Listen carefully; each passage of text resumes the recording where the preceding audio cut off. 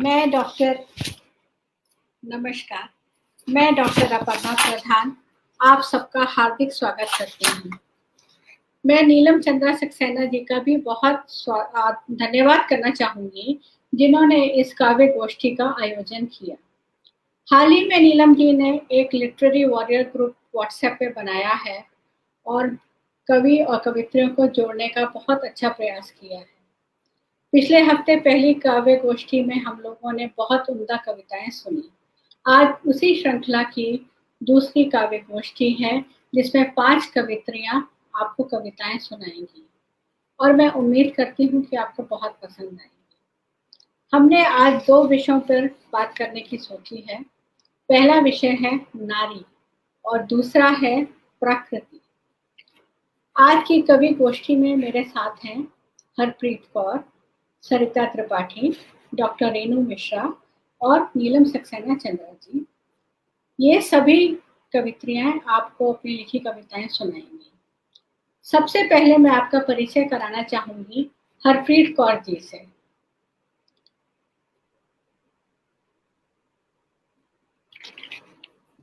नमस्कार हरप्रीत जी।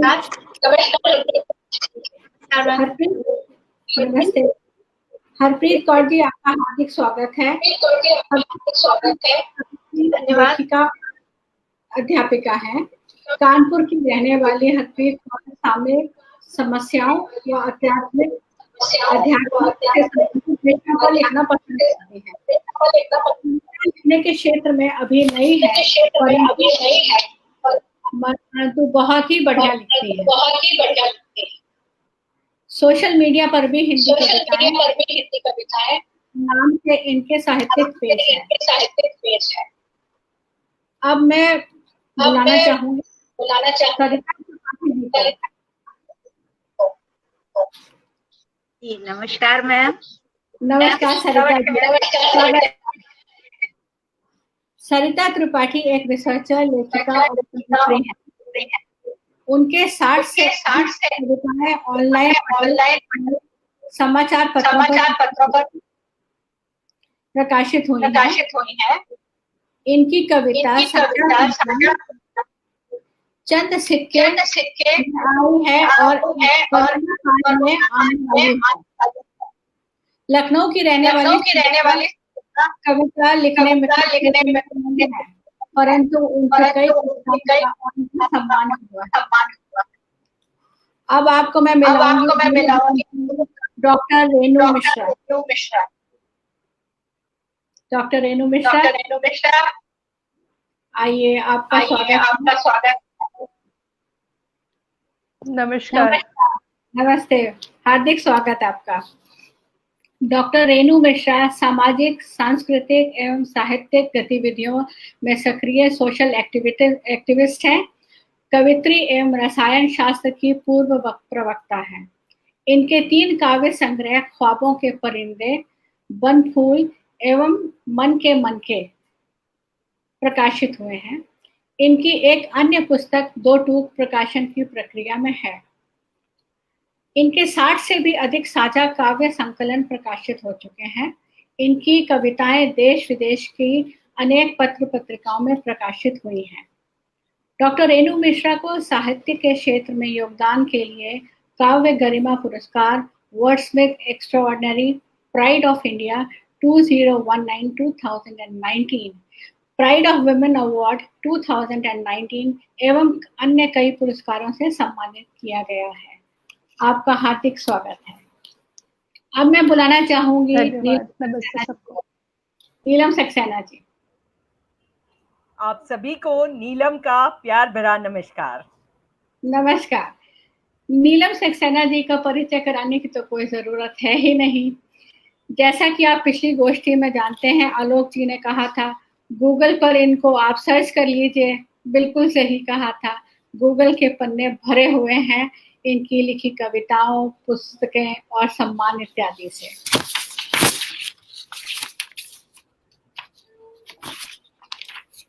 नीलम जी की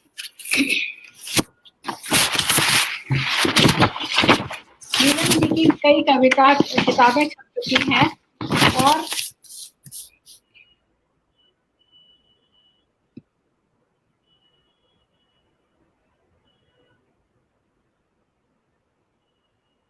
नीलम चंद्रा जी पुणे से हैं और अपर मंडल के रेल प्रबंधक के पद पर कार्यरत हैं। आपके 4 उपन्यास, 1 उपन्यासिका, 6 कहानी संग्रह, 32 काव्य संग्रह एवं 13 बच्चों की पुस्तकें प्रकाशित हो चुकी हैं। आपको विभिन्न राष्ट्रीय एवं अंतर्राष्ट्रीय पुरस्कारों से सुशोभित किया गया है। आपका लिम्का बुक ऑफ रिकॉर्ड्स में रिकॉर्ड है। नीलम को फोर्ब्स मैगजीन द्वारा देश के 18 प्रख्यात लेखकों में नामित किया गया है। हार्दिक बधाई नीलम जी आपको। और अब मैं आप बुलाना चाहूंगी। अब हम अपना पहला राउंड स्टार्ट करेंगे। पहला राउंड है हमारा नारी पर, और मैं इसके लिए सबसे पहले क्या अब मैं नारी राउंड हम स्टार्ट करेंगे। उसके लिए सबसे पहले मैं हरप्रीत कौर जी को आमंत्रित करना चाहूंगी। हरप्रीत कौर जी।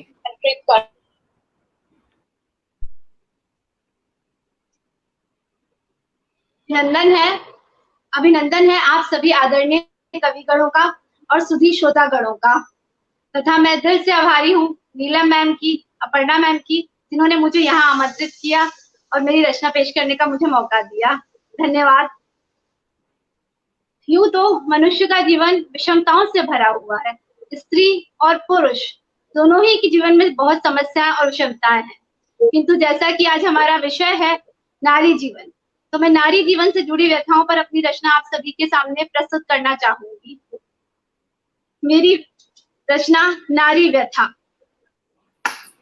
उसके शांत अजन्मे रुदन से, उसके शांत अजन्मे रुदन से ईश्वर की आत्मा भी कपकपाई थी। उसके शांत अजन्मे रुदन से ईश्वर की आत्मा भी कपकपाई थी। जीवन का अंकुरण हुआ था, जीवन का अंकुरण हुआ था उसके अंतर में, जीवन का अंकुरण हुआ था उसके अंतर में। पर बेटी जान जालिमों ने मार दिया उसे कोखी में। कुछ दिन तक उस अबोध की अजन्मी माँ, कुछ दिन तक उस अबोध अजन्मी माँ रोई थी, रही उदासी में खोई थी। यह कहकर उसे चुप कराया गया था, यह कहकर उसे चुप कराया गया था। हम एक सभ्य सुशिक्षित समाज के रहवासी हैं, हम एक ढर्रे पर चलने के आदी हैं। हम एक सभ्य सुशिक्षित समाज के रहवासी हैं, हम एक ढर्रे पर चलने के आदी हैं। क्यों वो विद्यालय में नन्हे कदमों से गई थी अकेले शौचालय में? क्यों वो विद्यालय में गई थी अकेले नन्हे कदमों से चल के शौचालय में? स्कर्ट उसने पहनी छोटी थी, साथ ना कोई सहेली थी, रह गई स्कूल बस में अकेली थी, रह गई स्कूल बस में अकेली थी। रात वो अंधियारी थी, रात वो अंधियारी थी। ऑफिस से वापसी में ना मिली कोई सवारी थी, ऑफिस से मिली ना वापसी में कोई सवारी थी। कितने सारे बहाने थे, कितने ही सारे बहाने थे गुनाहों को छुपाने के, कितने ही सारे बहाने थे गुनाहों को छुपाने के। क्योंकि हम सुसभ्य सुशिक्षित समाज के रहवासी हैं, हम एक ढर्रे पे चलने के आदी हैं। आज की अस्मिता के लुटेरों से, आज के अस्मिता के लुटेरों से तो वो रावण अच्छा था, आज की अस्मिता के लुटेरों से तो वो रावण अच्छा था, दिल का सच्चा था। आज की अस्मिता के लुटेरों से वो रावण अच्छा था, दिल का सच्चा था। जिसने लक्ष्मण जी के आवेश को, जिसने लक्ष्मण जी के आवेश का जवाब आवेश से केवल किया था, जिसने लक्ष्मण जी के आवेश का जवाब केवल आवेश से दिया था। पर सीता जी के तन को कभी ना छुआ था, पर सीता जी के तन को कभी ना छुआ था। पर हम तो सभ्य सुशिक्षित समाज के रहवासी हैं, हम एक ढर्रे पे चलने के आदी हैं। बहुत देखो, देखो, गौर से देखो, पिताजी ने सुंदर ब्याह का मंडप रचाया है, पिताजी ने सुंदर ब्याह का मंडप रचाया है। बस कार का मॉडल वो नहीं है जो जवाई जी ने मांगा है, कार का मॉडल वो नहीं है जो जवाई जी ने मांगा है। कैश डिमांड में रकम अभी थोड़ी बाकी है, कैश डिमांड में भी रकम थोड़ी अभी बाकी है। आगे फिर बिटिया बेचारी, आगे फिर बिटिया बेचारी दोहरी जिम्मेदारी में पिसती जाती है। आगे फिर बिटिया बेचारी दोहरी जिम्मेदारी में पिसती जाती है। क्या हुआ जो कल, क्या हुआ जो कल अखबारों में सुर्खी आई है, क्या हुआ जो कल अखबारों में सुर्खी आई है। दहेज के लिए फिर एक बेटी गई जलाई है, दहेज के लिए फिर एक बेटी गई जलाई है। सड़कों पर हम आएंगे दोबारा, सड़कों पर हम आएंगे दोबारा लेके मोमबत्तियों का सहारा। सड़कों पर हम आएंगे दोबारा लेके मोमबत्तियों का सहारा, क्योंकि हम उस सभ्य सुशिक्षित समाज का रहवासी है जहां एक ढर्रे के चलने के सब आदी हैं। नारी तेरी व्यथाओं का अंत नहीं है, नारी तेरी व्यथाओं का अंत नहीं है, पर तेरी क्षमताएं भी तो अनंत हैं। नारी तेरी व्यथाओं का अंत नहीं है, पर तेरी क्षमताएं भी अंत नहीं है। एक तरफ तू सृष्टि निर्माता है, एक तरफ नारी तू सृष्टि निर्माता है, तो दूजी और चंडी बनकर विलास लीला रचाती है। एक तरफ स्त्री तू सृष्टि निर्माता भी है, तो दूजी और चंडी बनकर विलास लीला भी रचाती है। सारा संसार तेरे आंचल में समाया है, सारा संसार तेरे आंचल में समाया है। हजारों मुश्किलों के साथ भी तूने हर क्षेत्र में अपना परचम लहराया है। सारा संसार तेरे आंचल में समाया है, हजारों मुश्किलों कांटों के साथ भी तूने हर क्षेत्र में अपना परचम लहराया है।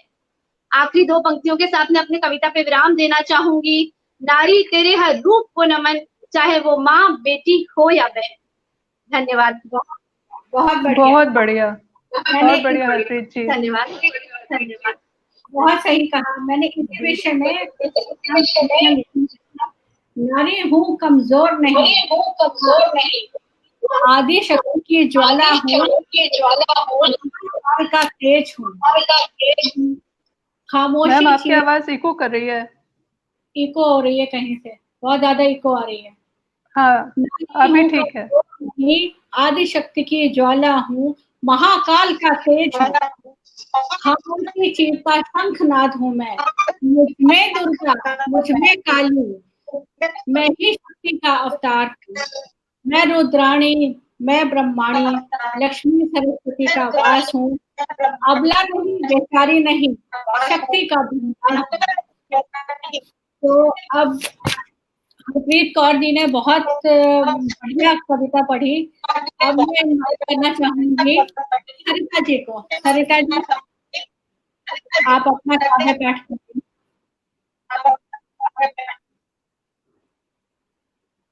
आवाज थोड़ा इको कर रही है।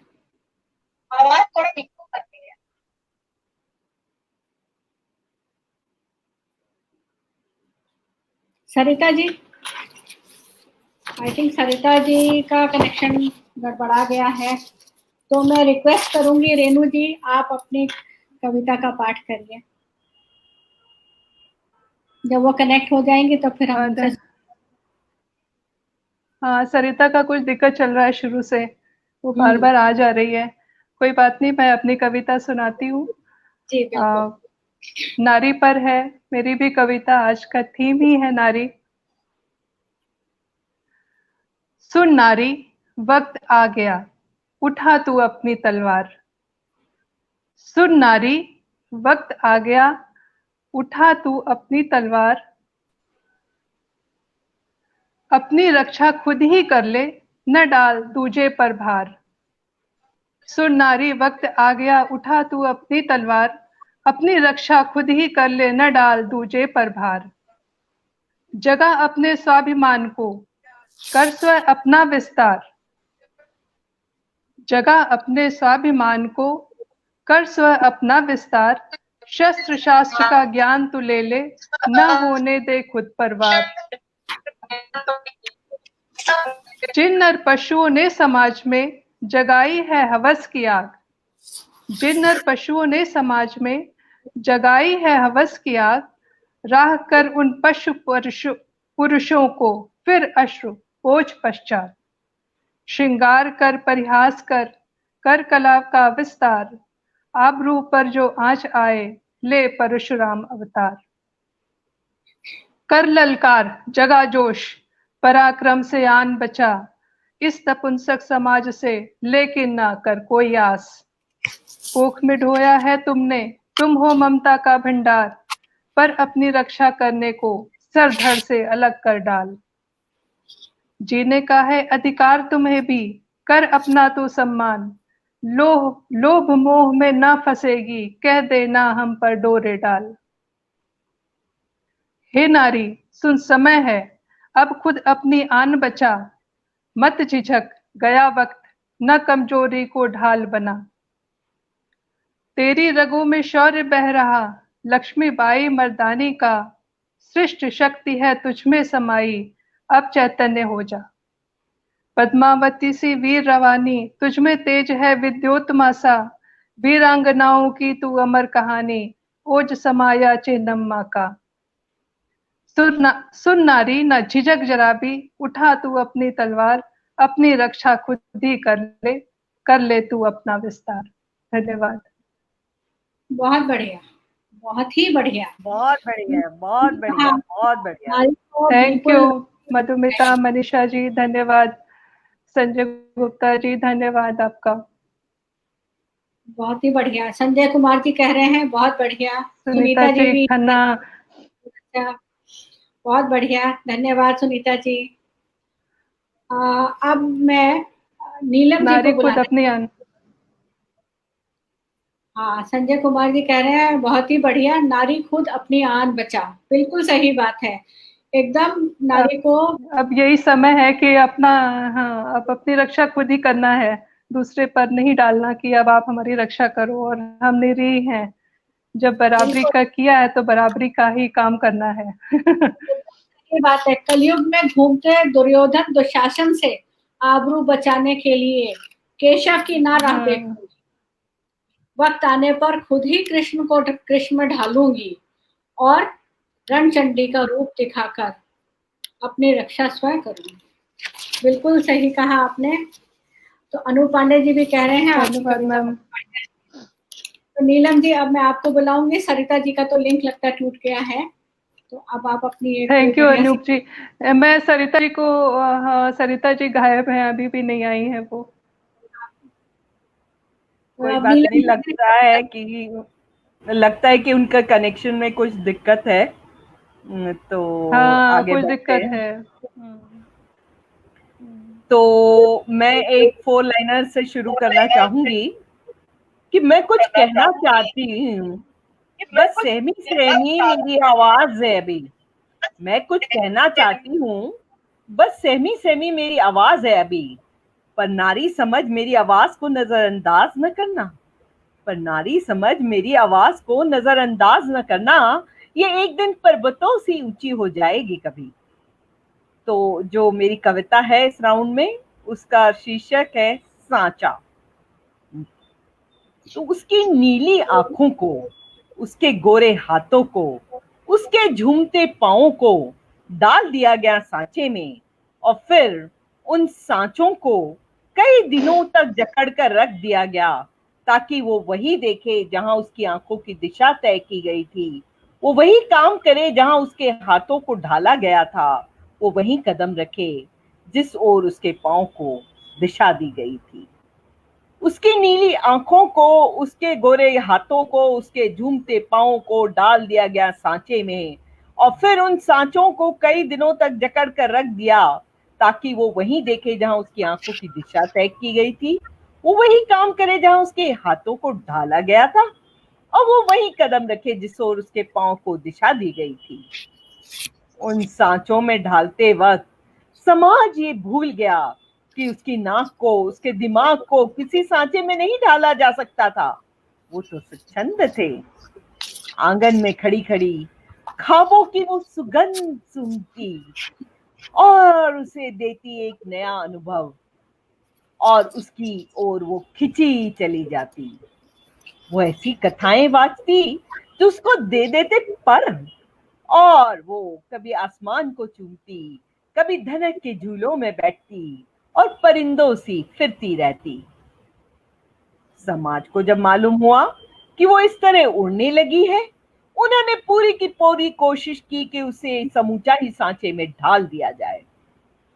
समाज को जब मालूम हुआ कि वो इस तरह उड़ने लगी है, उन्होंने पूरी की पूरी कोशिश की कि उसे समूचा ही सांचे में ढाल दिया जाए, पर तब तक उसके परों में इतनी जान आ गई थी कि वो तोड़कर सांचा उड़ गई और देखने वाले देखते ही रह गए। उसके परों में इतनी जान आ गई थी कि वो तोड़कर सांचा उड़ गई और देखने वाले उसे देखते ही रह गए। तो ये थी मेरी कविता सांचा। बहुत बढ़िया, बहुत बढ़िया, बढ़िया, हमेशा की तरह बहुत अच्छा। अलका जी भी लिख रही हैं। रेणु जी जरा सबके कमेंट्स दिखा दीजिए। बहुत बढ़िया। डॉक्टर मधुमिता भट्टाचार्य लिख रही हैं, खूब बढ़िया आपने पढ़ी। ओम सापराग जी लिख रहे हैं, सांचा एक अच्छी रचना, बंधन की परितंत्रता पर। बहुत बढ़िया। सतवीर चड्डा जी लिख रही हैं, वाह। अब आपकी कविता सबको बहुत पसंद आई है। जयप्रीत जी भी लिख रहे हैं। मोना पंडित कह रही हैं, अति सुंदर। अब मेरा नंबर है। आप सभी को बहुत बहुत शुक्रिया कि आप लोग मेरी कविता को आप लोग को मेरी कविता पसंद आई। थैंक यू सुनीता खन्ना जी, बहुत बहुत आपका धन्यवाद। तो अब मेरा नंबर है, नहीं अभी तो सरिता जी का लिंक नहीं लगता बड़ा जुड़ा है, तो अब मैं अपनी कविता हमारी होस्ट है डॉक्टर अपर्णा प्रधान।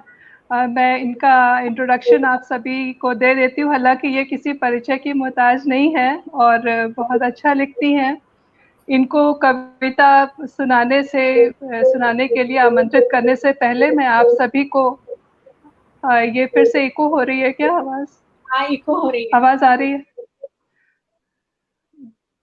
हेलो जी। डॉक्टर अपर्णा प्रधान, वो लोग सब जरा म्यूट कर दें।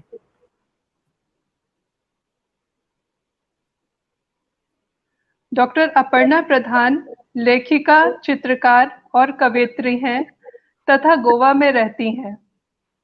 उनके लेख प्रमुख पत्रिकाओं और समाचार पत्रों में प्रकाशित हैं। प्रकृति सौंदर्य, प्रेम, प्रेरणा, जिंदगी तथा सामाजिक विषयों पर अनेक कविताएं, गजलें और नज़में लिखी हैं। कुछ प्रकाशित हैं और वो सम्मानित की गई हैं। इनकी कविताएं कई काव्य संग्रह, साझा संकलन में भी प्रकाशित हुई हैं। राष्ट्रीय तथा अन्य कवि गोष्ठी और सम्मेलन में भी इन्होंने अपनी रचनाओं को प्रस्तुत किया है। गोवा सरकार ने पर्यावरण बचाने की जागरूकता जगाने के लिए उनकी कविता मेरी आवाज सुनो अनेक सार्वजनिक स्थलों पर लगाई हैं। डॉक्टर अपर्णा प्रधान को 2020 में Indian women achievers award arts category से सम्मानित किया गया है। स्पंदन ग्रुप इन्हें award of excellence in arts national से अगले माह सम्मानित करेगा। बहुत बहुत आपका स्वागत है अपर्णा मैम, फिर से हमारी तरफ से। आप अपनी कविता कृपया हम लोगों को सुनाएं। बहुत बहुत धन्यवाद रेणु जी आपका। मैं आपको एक कविता सुना रही हूँ, नारी जीवन एक तपस्या। जी। तुम पुरुष हो, पुरुष ही बने रहना। नारी का फर्ज निभाना आसान नहीं। नारी जीवन त्याग और तपस्या है, तुम इनको न कर पाओगे। हे पुरुष, पुरुषार्थ तो दिखाओ, उसे वो सम्मान तो दो जिसकी वो हकदार है। नारी त्याग की परिभाषा है, अपनी इच्छाओं का गला दबाकर क्या अपने अरमानों को तुम कुचल पाओगे? छोड़कर बचपन का आंगन, माँ बाप, भाई और बहन, नए रिश्ते को आसानी से क्या तुम अपना पाओगे? अनजान लोगों के बीच परायेपन के दंश को झेलकर क्या कभी खुश रह पाओगे? विवाह के पवित्र बंधन में बंधकर क्या नारी का नाम अपने नाम के साथ लगा पाओगे? तुम पुरुष हो, पुरुष ही रहना। नारी का फर्ज निभाना आसान नहीं। आसान नहीं होता तिरस्कार होने पर भी नजरें झुकाकर चुपचाप सहना। नारी जैसी सहन शक्ति कहाँ से लाओगे? रोज अस्तित्व पर उठेंगे सवाल, अस्तित्व का वजूद मिटते देखकर चैन से क्या तुम जी पाओगे? क्या बात। ससुराल की देहरी छूते ही संस्कारों की परीक्षा शुरू हो जाती है। ये आपने अक्सर देखा होगा कि लड़की ससुराल आई और बस एग्जामिनेशन स्टार्ट हो गया। ससुराल की देहरी छूते ही संस्कारों की परीक्षा शुरू हो जाती है। आखिरी सांस तक क्या परीक्षा मैम दे? आवाज इको हो रही है आपकी। मैम आवाज इको हो रही है, एक मिनट रुक जाइए, आप चेक करें। आवाज हो रही है? हाँ, इको हो रही है।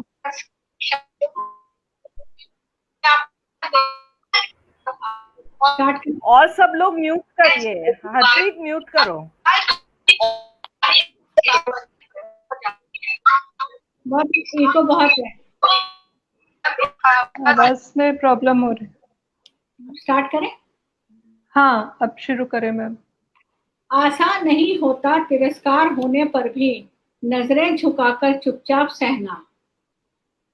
नारी जैसी सहन शक्ति क्या ला पाओगे? रोज अस्तित्व पर उठेंगे सवाल, अस्तित्व का वजूद मिटते देखकर चैन से क्या तुम रह पाओगे? बहुत बढ़िया। ससुराल की देहरी छूते ही संस्कारों की परीक्षा शुरू हो जाती है। आखिरी सांस तक क्या इस परीक्षा को दे पाओगे? माँ बाप की परवरिश पर भी ताने कसे जाते हैं, क्या चुपचाप वो सह पाओगे? सिर से पल्लू करा जरा सा खिसक गया तो निर्लज सुनकर चुप क्या रह पाओगे? तुम पुरुष हो, पुरुष ही बने रहना। नारी का फर्ज निभाना आसान नहीं। रिश्तों की गरिमा बनाए रखने के लिए बहुत कुछ अनदेखा करना पड़ता है। कभी कभी जीत कर हारना भी पड़ता है। क्या तुम ऐसा कर पाओगे? करुणा का सागर, ममता की गागर बनकर रिश्तों को क्या समेट पाओगे? गम को छुपाकर आसान नहीं होता मुस्कुराना। आपने देखा होगा हर घर में नारी को अगर कोई कष्ट होता है, कुछ होता है, फिर भी वो मुस्कुराती रहती है, अपने गम छुपा के रखती है। गम को छुपाकर आसान नहीं होता मुस्कुराना। मुस्कुराहट के पीछे दर्द अपने क्या छुपा पाओगे? अपनों की खुशी की खातिर गम के आंसू क्या तुम पी पाओगे? मन भारी हो जाए अगर एकांत में क्या चुपचाप आहें भर पाओगे? तुम पुरुष हो, पुरुष ही रहना। नारी जीवन एक त्याग है। नारी कितनी भी आत्मनिर्भर क्यों ना हो, बचपन में पिता, शादी के बाद पति और बुढ़ापे में बेटे पर ही आश्रित समझी जाती है। तुम्हारी आत्मनिर्भरता पर प्रश्न अगर उठेंगे, क्या ये तुम सह पाओगे? नारी का अपना कोई घर नहीं होता। आपने देखा होगा नारी का अपना कोई घर नहीं होता। या तो बोलते हैं ये मायका है या ये ससुराल है, उसी पर मैंने लिखा है नारी का। और जबकि हकीकत ये है नारी के बिना कोई घर होता ही नहीं है। नारी का अपना कोई घर नहीं है, या तो पति का घर होता है या पिता का घर होता है। बचपन से ही उसे पराया धन बताया जाता है। शादी के बाद सुनती है ये ससुराल है। कोई ये नहीं कहता बहू ये ससुराल नहीं तुम्हारा घर है। क्या इस बात को तुम स्वीकार कर पाओगे? तुम पुरुष ही बने रहना। दिन रात मेहनत करके शानदार मकान जरूर बना लोगे। दिन रात मेहनत करके शानदार मकान जरूर बना लोगे, पर चार दीवारी को क्या घर बना पाओगे? परिवार को क्या बांध कर तुम रख पाओगे? नारी दूसरों के सुख में अपना सुख अनुभव करती है। आपने ये देखा होगा जब परिवार में कोई भी खुश होता है, नारी उसको देख के बहुत खुश होती है।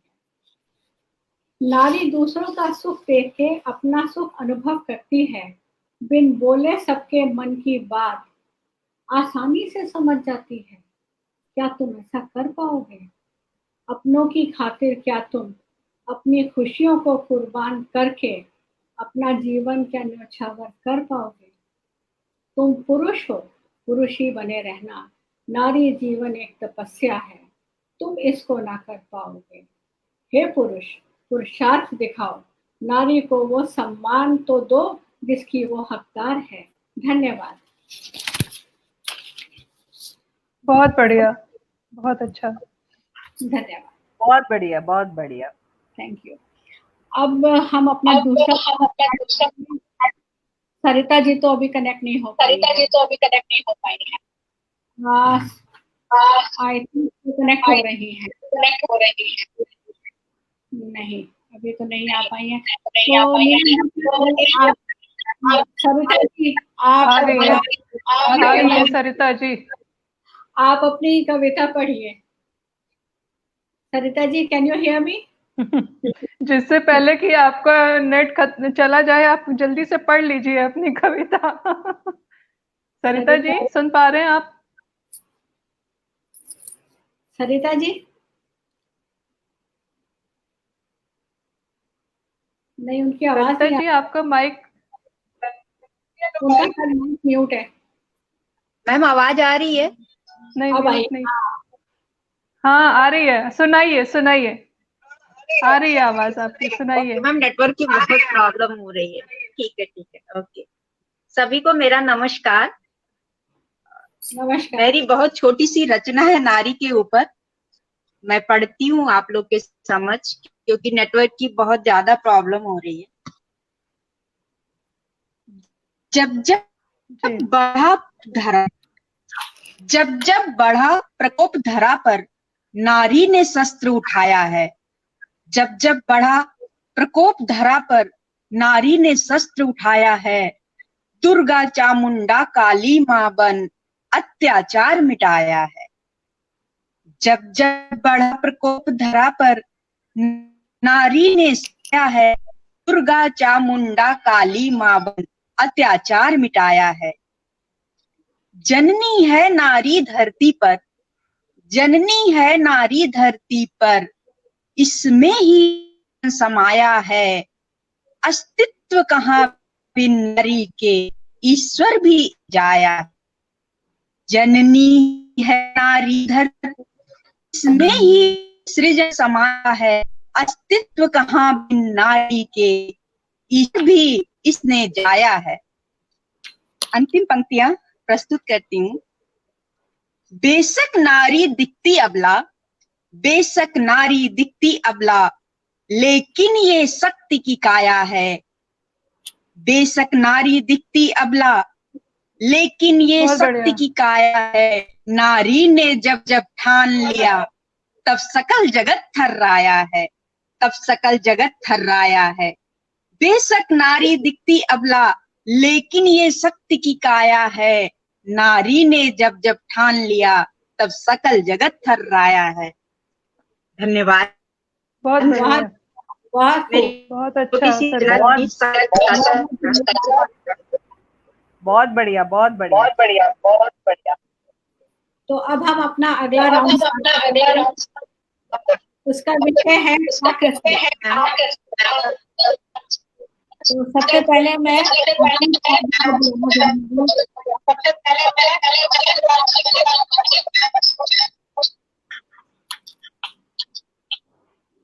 रेनू जी, इको बहुत आ रही है। साउंड मैम आपके पास मोबाइल वगैरह तो ऑन नहीं है? नहीं। सब लोग अपना माइक म्यूट कर लें। सरिता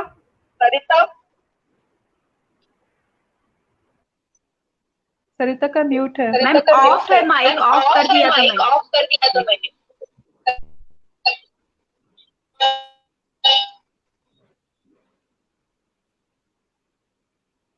सरिता जी, संजय कुमार भी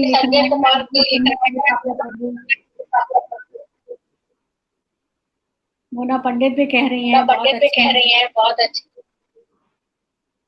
तो चलिए हम अपना सेकंड, हरप्रीत कौर जी आप अपनी हमारे सेकेंड राउंड का सब्जेक्ट है कविता का प्रकृति। मेरी कविता है प्रकृति के रंग। प्रकृति के रंग, निर्झर बहता प्रपातों से जल, निर्झर बहता प्रपातों से जल, सूरज किरणों से प्रज्वलित होता जन जीवन, निर्झर बहता प्रपातों से जल, सूरज किरणों से प्रज्वलित होता जन जीवन, चहु और छाया पक्षियों का कलरव, चहु और छाया पक्षियों का कलरव, सुवासित पुष्पों से महकता उपवन, सुवासित पुष्पों से महकता उपवन, प्रकृति के आंगन में हर पल हो रहा समर्पण, प्रकृति के आंगन में हर पल हो रहा समर्पण, चारों ओर छाई हरियाली है, चारों ओर छाई हरियाली है, घटा मतवाली है, चारों ओर छाई हरियाली है, घटा मतवाली है। कितनी सुंदर हमारी प्रकृति, परंतु परंतु संसाधन के उपभोग की आपाधापी में, संसाधन के उपभोग की आपाधापी में किस तरह बदले प्रकृति के रंग, संसाधन के उपभोग की आपाधापी में किस तरह बदले प्रकृति के रंग, ना कोई मानव कर सकता अब स्वच्छंद विचरण, ना कोई मानव अब कर सकता स्वच्छंद विचरण, जंगलों में लगी आग है, जंगलों में लगी आग है तो कहीं सुनामी ने कह ढाया है, जंगलों में लगी आग है तो कहीं सुनामी ने कह ढाया है, कहीं सूखी बंजर धरती ने ले ली किसानों की जान, कहीं सूखी बंजर धरती ने ले ली किसानों की जान, इतना कम था, इतना कम था जो एक नया विषाणु आया, इतना कम था जो एक नया विषाणु आया, उसने तो फिर उत्पात मचाया, इतना कम था जो एक नया विषाणु आया, उसने तो फिर उत्पात मचाया। हे मनुष्य, हे मनुष्य, अब भी न समझ पाया ईश्वर की माया, हे मनुष्य अब भी न समझ पाया ईश्वर की माया, वृक्षों को काटा अपना घर सजाया, हे मनुष्य अब भी न समझ पाया ईश्वर की माया, वृक्षों को काटा अपना घर सजाया। छेड़खानी की तूने प्रकृति के संग तो, छेड़खानी की तूने प्रकृति के संग तो अब उसने भी है तांडव रचाया, छेड़खानी की तूने प्रकृति के संग तो उसने भी है अब तांडव रचाया। धन्यवाद। मैं इन पंक्तियों के साथ अपनी कविता को विराम दूंगी। धन्यवाद।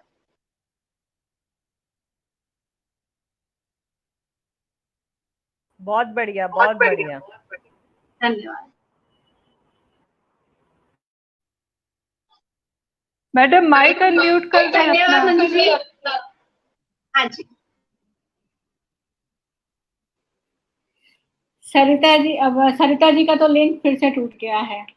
और हरप्रीत जी ने इतनी बढ़िया कविता पढ़ी, कौन कहेगा कि आपने अभी हाल में ही लिखना स्टार्ट किया है। आपने बहुत बढ़िया कविता पढ़ी, बहुत बहुत शुक्रिया आपका। तो अब मैं इनवाइट करना चाहूंगी सरिता जी को। सरिता जी, अपनी कविता। हाँ, सरिता जी आ गई हैं। हमारा दूसरे राउंड का विषय प्रकृति चल रहा है, तो अब सुनिए आप कविता सरिता जी से।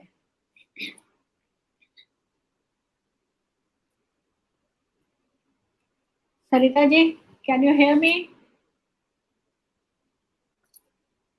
सरिता जी का भी म्यूट है।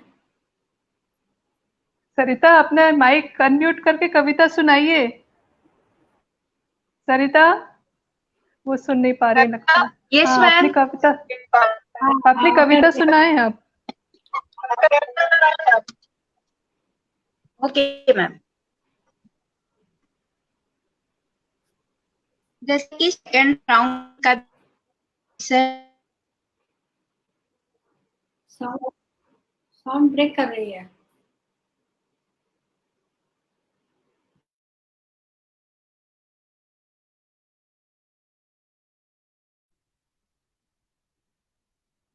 बोलिए।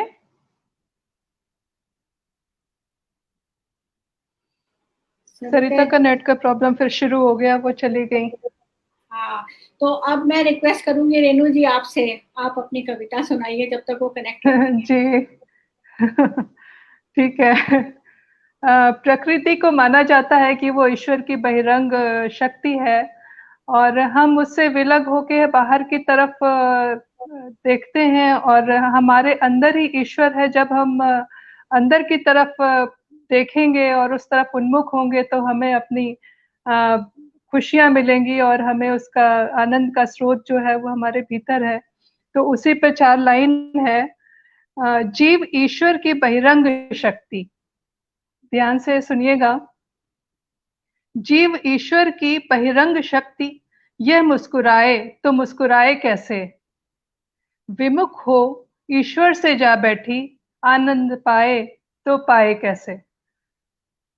धन्यवाद। मैं अब आपको कविता अपनी सुनाती हूँ प्रकृति पर। यह पृथ्वी जो ईश्वर की हस्तलिखित रचना है, यह पृथ्वी जो ईश्वर की हस्तलिखित रचना है, जल थल से चिन्हित, जंगलों नदियों और समंदर की लिपि में रचित ईश्वर की पसंदीदा कृति है। जीवों जंतुओं की कहानियों से सुसज्जित, सदा गतिमान है, चंद्र से शीतल और सूर्य से ऊर्जित है, तारों से सुशोभित, वृक्षों से फलित है, और इन सब के बीच यह पृथ्वी उसी की एक श्रेष्ठ कृति मानव से दंडित है। इस अनूठी दिव्य कलाकृति को, धरा की अद्भुत इस लिपि को मानव मिटाने में संलग्न है। इस अद्भुत कृति से छेड़छाड़, खुद के वजूद का ही कर नाश, अंधे के इस खतरे से वह खुद को मिटाने में लिप्त है। यह मानव सच में दया का पात्र है। धन्यवाद। बढ़िया, बहुत बढ़िया। थैंक एकदम यू सही नीलम। कहा। थैंक यू एकदम। बहुत ही अच्छी आपकी रचना थी। बहुत ही अच्छी Thank you. आपकी रचना थी। Thank you. Thank you. अब मैं नीलम जी से रिक्वेस्ट करूंगी कि बहुत बहुत शुक्रिया। आप सभी ने इतनी अच्छी कविताएं सुनाई और मेरे पेज को सुशोभित कर दिया अपनी कविताओं से। तो प्रकृति है सेकेंड राउंड का टॉपिक। तो मैं प्रकृति को कुछ जोश से कनेक्ट करते हुए ये कविता सुनाऊंगी। और उससे पहले एक 4 लाइनर। गम है तो क्या, खुशी भी आएगी पास, सूरज की मुस्कान सी उगाएगी आशा। गम है तो क्या, खुशी भी आएगी पास, सूरज की मुस्कान सी उग आएगी आशा। बदल जाएंगे जिंदगी के मायने एक दिन, या तो खुशी बदलेगी या खुशी की परिभाषा। या तो खुशी बदलेगी या खुशी की परिभाषा। तो मेरी जो कविता है वो हाल ही में मैंने 2-3 दिन पहले लिखी थी, जिसका शीर्षक है जिंदगी की बैलगाड़ी। बैलगाड़ी में मैं बहुत कम ही बैठी हूँ, शायद सिर्फ 2 बार। बैलगाड़ी में मैं बहुत कम ही बैठी हूँ, शायद सिर्फ 2 बार। पर सोचती हूँ कि शायद जिंदगी भी बैलगाड़ी ही है, चलती रहती है धीरे धीरे, तरह तरह के मंजर दिखाती हुई। सुबह आती है उम्मीद के केसरिया रंगों के साथ, सारा जहां जगमगाने लगता है और जिंदगी की बैलगाड़ी भी दौड़ने लगती है जोश से भरी हुई। सुबह आती है उम्मीद के केसरिया रंगों के साथ, सारा जहां जगमगाने लगता है और जिंदगी की बैलगाड़ी भी दौड़ने लगती है जोश से भरी हुई। दोपहर को कहीं रुक जाने को मन करता है, किसी मजबूत दरख्त की छांव में जुस्तजू की सुराही से ठंडा पानी पीते हुए। पर बैलगाड़ी कहाँ रुकती है भला, वो तो चलती ही जाती है, दरख्तों और झूलती टहनियों को पीछे छोड़ते हुए। शाम को डूबते हुए आफताब के साथ अक्सर ख्वाब भी उड़ने लगते हैं, और रात आते ही दिल चाहता है सो जाएं किसी आराम घर में। पर जो भी सोया वो ही खोया, जो सोया वो खोया, क्योंकि जिंदगी की बैलगाड़ी को तो मुसलसल चलता ही होना है, रहना है। जो नहीं हारते रात। Thank you. तो आखिरी स्टैंजा पे गौर करिए। जो नहीं हारते रात के इन अंधेरों से और चलते रहते हैं लगातार, वही परिंदों की तरह छू पाते हैं आसमान। जो नहीं हारते रात के इन अंधेरों से और चलते रहते हैं लगातार, वही परिंदों की तरह छू पाते हैं आसमान। आखिर रात के बाद ही तो फिर से सुबह उगती है जिगर के स्याह कोनों में। आखिर रात के बाद ही तो फिर से सुबह उगती है जिगर के स्याह कोनों में। बहुत बहुत शुक्रिया। मैं संजय जी का कमेंट देख रही हूँ, बैलगाड़ी बहुत बढ़िया, बहुत शुक्रिया संजय जी। ने बहुत अच्छे कमेंट दिए। मंजू रानी जी ने भी आपको लिखा कि बहुत सुंदर रचना है। और रेणु जी थोड़े से कमेंट्स दिखाइए, जरा पढ़े जाए आपके कमेंट्स। मधुमिता जी लिख रही हैं बहुत सही। बहुत शुक्रिया, बहुत शुक्रिया।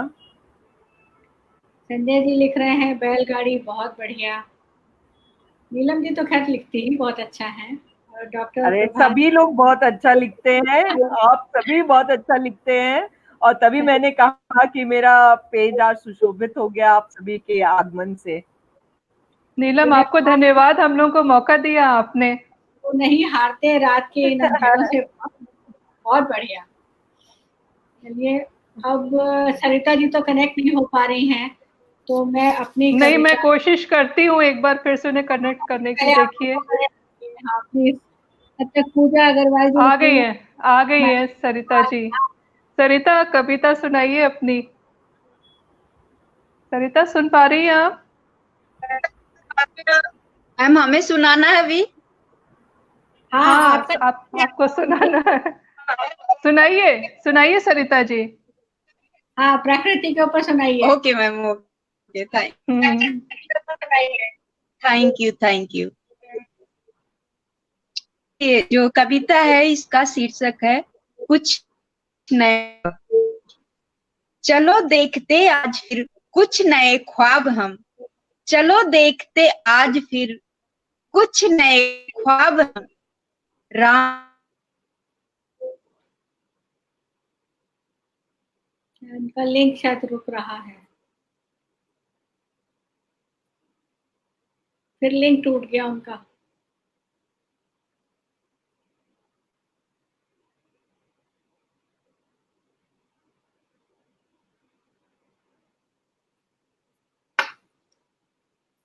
सरिता जी से हम लोग नहीं जुड़ पा रहे हैं।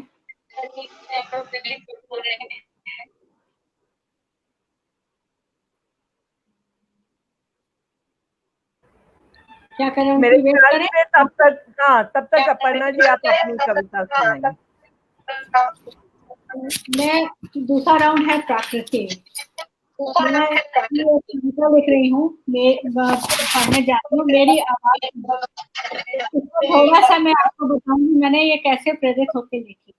मैं बैंगलोर में कार में ट्रैवल कर रही थी, तो ट्रैफिक जाम में गाड़ी रुकी हुई थी। सडनली मेरी निगाह पड़ी तो देखा कि एक बड़ा सा प्लॉट है और वहाँ बहुत ही बड़ा पेड़ बुलडोजर से बार बार वो धक्का दे रहा है और वो गिर नहीं पा रहा है। मतलब बहुत ज्यादा बड़ा और बहुत विशाल पेड़ था वो। तो वो लगातार वो धक्का दिया जा रहा है, फिर जाके फिर ऐसे कर रहा था। तो वो देख के मेरे दिमाग में ऐसी थॉट आई कि इसको भी कष्ट हो रहा है। तो मैंने उसी समय ये बैठ के कविता लिखी और यही कविता मेरी गवर्नमेंट ऑफ गोवा ने बाद में यहाँ पे लगाई है जगह जगह पे, पब्लिक प्लेसेस पे। तो इसका शीर्षक मेरी आवाज सुनो, ये पेड़ की तरफ से है। चुपचाप खड़ा धरती से जुड़ा, नभ को पल पल निहारता हूँ। जात पात के भेद बिना बाहें फैलाए, बड़े प्यार से सबको मैं अपनाता हूँ। रोज ढलते सूरज को विदा कर, चढ़ते चांद का स्वागत करता हूँ। चांदनी की नर्म चादर ओढ़कर रात की शबनम में भीग जाता हूँ। कोमल शाखों का झूला बनाकर फूलों के मखमली बिस्तर पर अनेक पंछियों को लोरी सुनाकर अपनी आगोश में सुलाता हूँ। सुबह पंछियों को जाते देख मंगलमय दिन की कामना करके वापस आने का इंतजार करता हूँ। नित उगते सूरज से ऊर्जा पाकर फूलों को खिलते मुस्कुराते देखता हूँ। चंचल मस्त हवा से अटखेलियां कर राहगीरों को सुकून की छांव देता हूँ। स्वयं गर्मी शीत बारिश सहकर किसी से गिला शिकवा नहीं करता। तूफानों से भिड़कर भी नहीं डरता। तूफानों से भिड़कर भी नहीं डरता। डरता हूं उस वार से जो तुम मुझ पर करते हो। मत उखाड़ो मुझे मेरी जन्मभूमि से। मेरी जननी की कोख क्यों उजाड़ते हो। विरह के ताप में मेरी माँ का मन क्यों व्यथित करते हो। किसी माँ से पूछो उसके बच्चे के बिछुड़ने का गम। मैं भी जीवित हूं तुम्हारी तरह। मुझे भी कष्ट होता है। मेरा भी मन रोता है जब तुम चोट लगाकर बेरहमी से कुल्हाड़ी से मुझ पर वार करते हो। कोमल टहनियों को आघात से पीड़ित करते हो। क्रूरता से काट कर मेरी शाखें जीते जी मुझे मार देते हो। तेज प्रहार से जड़ों को दर्द पहुंचाते हो। अरे बेरहम इंसान, रिश्ते निभाना हम पेड़ों से सीखो। मेरी जड़ों को जब कष्ट देते हो मेरी कोमल शाखें सूख जाती हैं।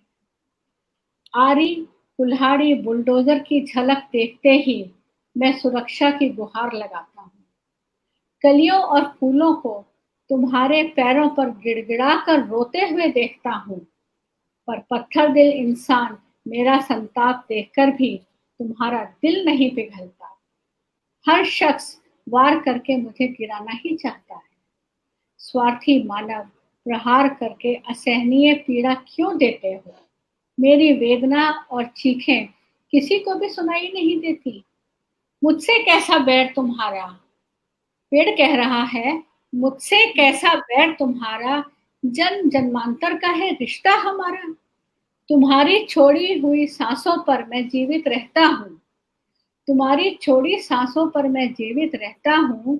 दूषित हवा लेकर स्वच्छ हवा नित्य देता हूँ। अपनी उच्छ्वास से तुमको जीवन दान देता हूँ।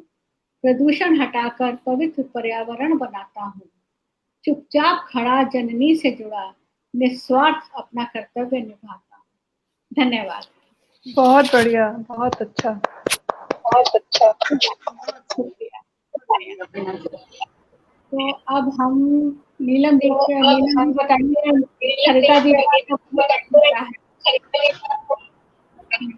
यूप सक्सेना बहुत बहुत धन्यवाद आपका। बहुत बहुत धन्यवाद आपका। ये सही बात है, लोग पेड़ों का कष्ट नहीं समझते। ये सही बात है, लोग पेड़ों का कष्ट नहीं समझते। शुक्रिया प्रीति जी। शुक्रिया प्रीति जी। मधुमिता जी बहुत बहुत धन्यवाद। मधुमिता जी बहुत बहुत धन्यवाद। अच्छा, सरिता जी ने अपनी कविता। अच्छा, सरिता जी ने अपनी कविता। तो मैं इनकी कविता पढ़ दूं, बताइए। मैं इनकी कविता पढ़ दूं। उनका कनेक्शन नहीं आ रहा है। उनका कनेक्शन नहीं आ रहा है। तो चलिए हम ही उनकी कविता पढ़ देते। चलिए हम ही उनकी कविता पढ़ देते। चलो देखते हैं आज। चलो देखते हैं आज। इको आ रहा है। इको आ रहा है। आपकी आवाज में इको आ रहा है। रेनू आप पढ़ोगे? उन्होंने प्राइवेट चैट में भेजी है अपनी कविता। हाँ, प्राइवेट चैट पे। तो आप पढ़िए रेनू जी। रेनू जी आप पढ़ रही हैं? मनीषा जी धन्यवाद, आपका कमेंट हमने पढ़ा। सही बात है, हम लोग बहुत अत्याचार कर रहे हैं प्रकृति पे और इसी कारण हम लोग आज कोरोना के कहर से गुजर भी रहे हैं। चलिए रेनू जी आप पढ़िए। रेनू तुम्हारी आवाज म्यूट है। रेनू की चूंकि आवाज म्यूट है। हाँ, मैं पढ़ रही हूँ। अब आ रही है? हाँ, अब आ रही है। चलो देखते आज फिर कुछ नए ख्वाब हम राहों के इन छाओं में। समय का मिजाज हम इस घने जंगल में देखो। फैली है सुनहरी शाम, जिद थी हमको भी देखने की सुंदर सी शाम। निकल पड़े थे लेकर पूरा महफिल और सामान, फुल मस्ती दोस्तों संग। पूरा किया सैर का अरमान उन टेढ़े मेढ़े राहों पर। विशाल खड़े उन वृक्षों संग निकल पड़ा अपना कारवां। मस्ती की संगीत संग कभी कहीं कोई झुंड मिले। हिरणों के उन राहों में गाड़ी की चाल बंद कर पास गए उन हिरणों के, डरते थे घबराते वो, कुछ भाग कर छिप जाते थे खाने की चीजें देख कर पास हमारे आ।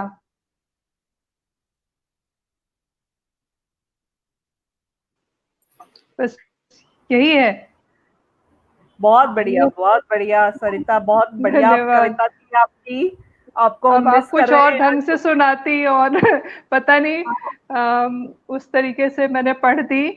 सॉरी नहीं, आपने सरिता। आपने बहुत अच्छा किया। जंगल विचरण हो गया। सुरेखा जी बोल रही, हाँ सुरेखा मैंने भी जंगल विचरण किया पढ़ते हुए।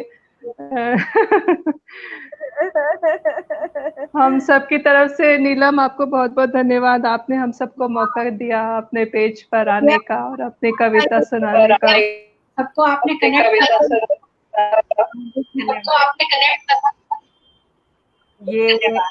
ये मेरे लिए बहुत तहे दिल से धन्यवाद, आपने यहाँ पे आने का मौका दिया।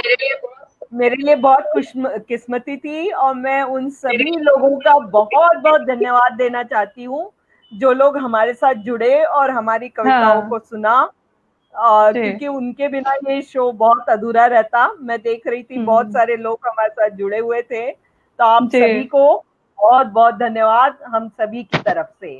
और आगे सबको नमस्कार, गुड नाइट। आगे भी हर फ्राइडे को हम कवि गोष्ठी करते रहेंगे, तो आप लोग इस तरह हमारे साथ जुड़ते रहिए। अलग अलग कवि हर बार आएंगे, तो आप जुड़ते रहें, ऐसी आपसे आशा है। बहुत बहुत थैंक यू सुनील जोशी जी, धन्यवाद आपका। Good night. Good night. बंद करती हूँ। Good night. Good night. Thank you everybody.